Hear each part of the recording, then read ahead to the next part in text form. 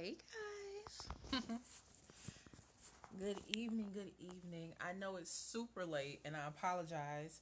However, I just thought it would be really neat if I provided some information, some follow up information that us as black women can do to support our black men that have been abused. I want to quickly say thank you to everyone that hit me up on my Instagram and on my Facebook. I sincerely appreciate you. Like, the love was real. Now, I don't know what exactly is going on with my Periscope. I can't see when people come in. I don't know who's here. I can't see hearts. I can't see comments. And it's been that way. It's been busted for about a week and a half now. So, don't blame me if I don't see you. You know that I love you. I'm going to do a quick recap, but first I'll do an introduction. Good evening again. My name is Sabrina Ashley. I go by the moniker of the Confidence Curator, and I am a personal development architect who sprinkles self love fairy dust on melanated millennials with confidence creation in the areas of sexuality, spirituality, and self esteem. And I do so that I can help you break through from your emotional dysfunction and give you the power to empower yourself from your emotional fears into your emotional fierce. And I do so through empowerment speaking, authorship, and content development. You can find more information on me at sabrinaashley.com and or follow me on Instagram at the same handle, Confidence Curator. And so, to do a quick recap, last night we talked about, or well, in the previous scope, we spoke about the signs, three signs that your black man, has been sexually abused. And just to give you a quick recap, the physicality of it all, if he has a hard time being fully naked with you or really available and receptive to being caressed, to being touched in a vulnerable fashion, that's definitely a sign to look out for. The second one is emotionally. If he always has a physical reaction to an emotional discussion or disagreement, and he's always, being riled up, his energy is going sky high. If you start asking him, vulnerable questions, not that you're prying, but you're asking vulnerable questions to deepen your relationship, and he's always going off, and you realize that's a red flag or that's a no touch zone, that's something you may want to keep in mind. And lastly, spiritually, if his spiritual identity is inaccessible, like there is no way that you can get past, his mind. You can't get past his physical demeanor. Like, every conversation with him is very surface, is very, touch and go. He likes to be in a lot of control, and you can't access him spiritually. Especially if you are having, love making sessions and you're having sex or whatever have you, and you're picking up his energy and you're like, I can't feel you going deeper. You might want to look into the fact that he may have been emotionally or physically abused by someone in his family. Most likely he probably had an incestuous relationship that he does not know how to maintain his mentality, his masculinity, in regards to that trauma that he has not dealt with. So, quickly, to give you 5 solutions to help you build a relationship and to help you care for your man, your son, your brother in law, whomever it is that entrusts you with this information. The first thing that you want to do is pray. And you want to pray outside of him. I'm not telling you that you need to pray with someone, but you definitely need to be in a position where you are having a conversation with the Most High, and you are asking for not only the discipline and the obedience, but the patience to help him get through and the patience to sustain you. That's from my furniture, so please don't think it's anything. But you want to pray for guidance. How do you build him up? How do you lift him up? How do you, provide words that will not only just sound good but actually take effective action? And how can you and he both implement those words and those actions in a loving way? The second thing you want to do is pray with him. Now, a lot of men, they aren't really comfortable with prayer. We as people that grew up in the church, we pray in a very different way outside of just meditations and, sitting there and holding hands and having these affirmations and palms up and all that. And that's all great. But there are times when you are praying with someone, they need to know, like, they need to hear that someone is actually participating in their life, that someone is noticing and observant of what they are going through. Because when you are able to hear the prayers of someone else, it makes you feel like you have an accountability partner in life. It makes you feel like your struggle is not your own, right? So that's the second thing you want to do. The third thing you want to do is to value the information. Value this info. This is sacred, secret information. You don't tell a soul. You don't tell his mama. You don't tell your mama. You don't tell your best friend. This isn't something that you just go, nilly willy with and just start telling people, oh God, girl, my man this and you think he's gay now? Before you knew the information, did you question if he was gay or not?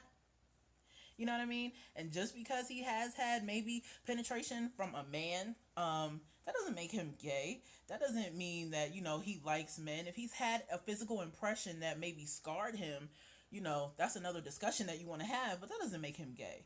You know what I mean? That just means he had something forced upon him that he does not know how to deal with. And going back to the three signs, he doesn't know how to deal with that aggression. He doesn't know how to deal with that embarrassment and that shame. This is something that is strictly between you two, and whether you two decide to make it or not and go the distance and to death do us part, this is a secret. This is something, not even just a secret, this is just a personal conversation that you take to your grave. You know what I mean? Be a woman of substance. Be a woman of integrity. Number 4, you want to build him from his brokenness. And how you do that is not always, I think I mentioned this last night, but it's not always to coddle him. It's not always to, treat him like a puppy. It's not about making him feel bad. It's about reassuring him that he is a man. It's about reassuring him that his brokenness is safe with you. And in order to build a sustainable, confident man, you have to keep letting him know, baby, I got your back. I'm going to let you take the lead on this. Don't be afraid to tell him or encourage him. You need to man up right here. Don't you back down on me. Don't let me take this role. You know what I mean? Because sometimes men will get with strong women so that they don't have to put themselves in a position to defend themselves. And that's not what we're about. I'm all about, preservation of culture. I love black love. I love the black family. And what I believe a man is to be there to defend everyone, woman and child and self. And so if he can't do that in argument, if he can't do that physically, if he can't defend his voice, if he can't defend his emotions and his thoughts, well, then that's what you need to help him work on. You need to let him know what areas of communication he needs strengthening in, and you be there for him. You be that for him. You be his educator. You be his teacher. You be his cheerleader.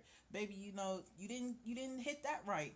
But you know what? I'm proud of you for the distance you are going. With my ex, he had some communication issues, and I told him, now, you don't just talk to me like that, but I understand we doing this together, and I want you to know I love you.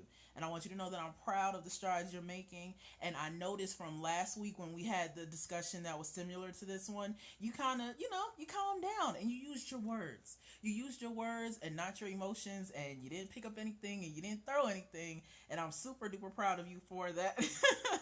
So build him up from his brokenness. And the last thing you want to do, number 5. So let's go over. 1, you want to pray outside of him. Number 2, you want to pray with him. 3, you want to value the information of this secret he has, this darkness that he's been holding, his shame.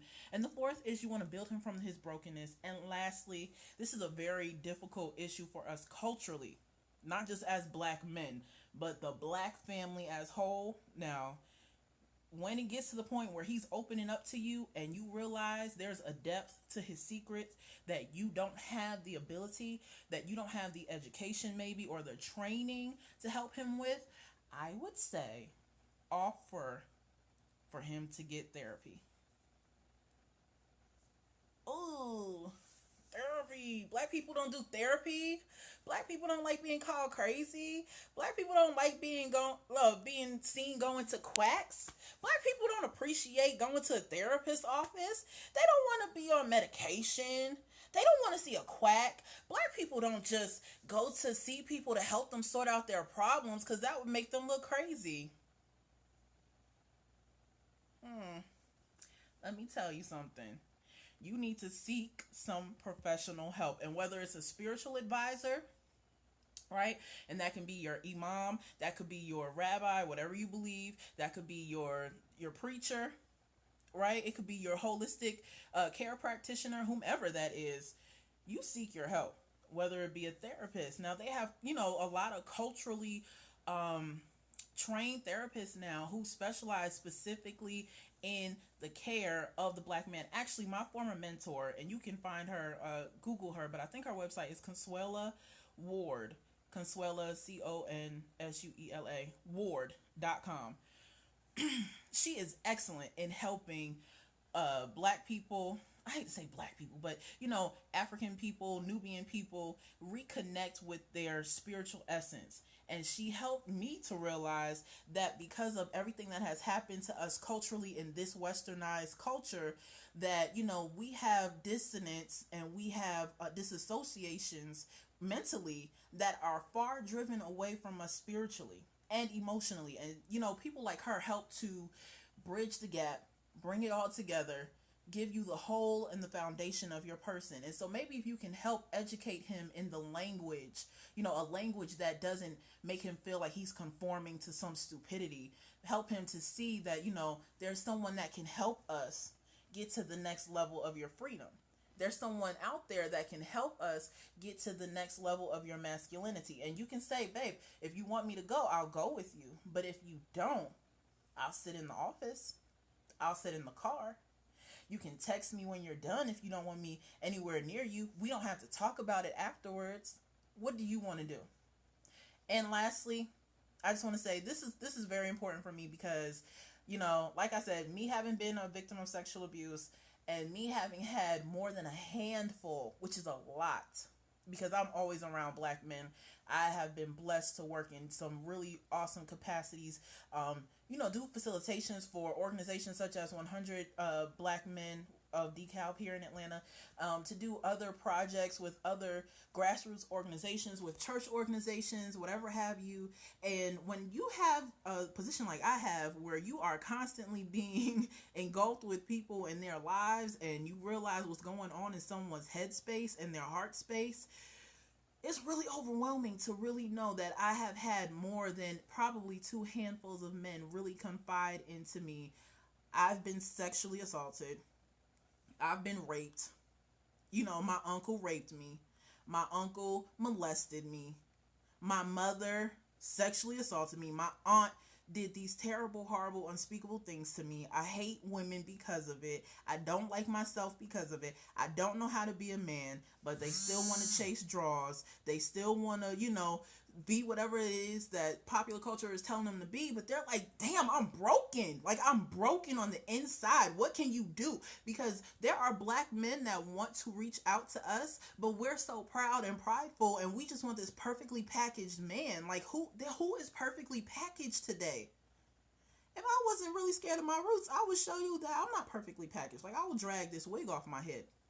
But I love myself right now.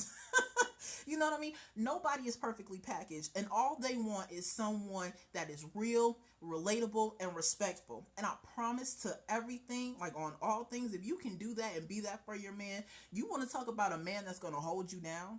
You want to talk about a man that's going to go to the ends of the earth for you? I mean, even if you don't want to help him for the sake of him, just imagine what it could do for you. Now, I'm not being self-centered, but let me help your perspective. If you want that good love, that good black love, that I'm the only one in the room black love, you have to be there for him. Because he's not going to ride with you, honey. You're not just going to be his Bonnie if you can't hold him down and show him that he's Clyde. Right? I love strong black love, and I love strong black men. But most importantly, I love strong black women that can allow black men to be strong. So this is my cultural awareness service. I love you. I hope that you learned something. You learned a little bit about me. You learned something about yourself, but that you can also see black men for who they are and what they represent. Like I said, I'm sorry I can't see any comments or hearts or anything. I don't know what's going on with my Periscope.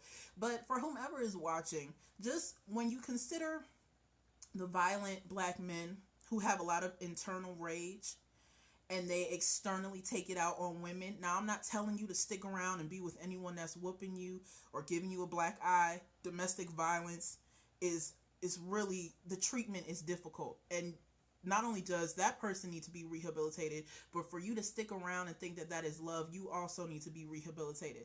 What I am saying to you, however, is if you know that on the inside you have someone who has not only potential, but has a gold mine of a heart and a pure soul, and he's just having some, struggles, some intimate issues, and you want to help him, have this discussion with him. Pay attention to his behaviors. Look at his body language. Look at how he treats you and how he treats himself. How does he physically care for himself? How does he spiritually care for himself?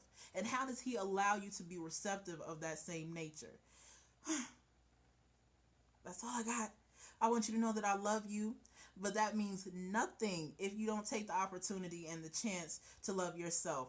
And so my job is to help you do so by providing you tools and techniques that will help you get from your fear to your fierce. My name is Sabrina Ashley, and you can find more information on me at sabrinaashley.com. You can follow me on Instagram at the same handle, Confidence Curator. Be good to yourself. Be good to someone else. And while you're in the process, know that your life has a purpose and a potential, and there is a plan far bigger than you can imagine. So keep going, because even if you don't know what your purpose is now, even if you don't know how to get to that place called legacy, I promise you it's there for you. Just keep going through. You're right at the brink of something amazing. You just got to change your mind and change your life, and then everything will change for you. That's not small talk, that's real talk. I love you, and I'll see you later.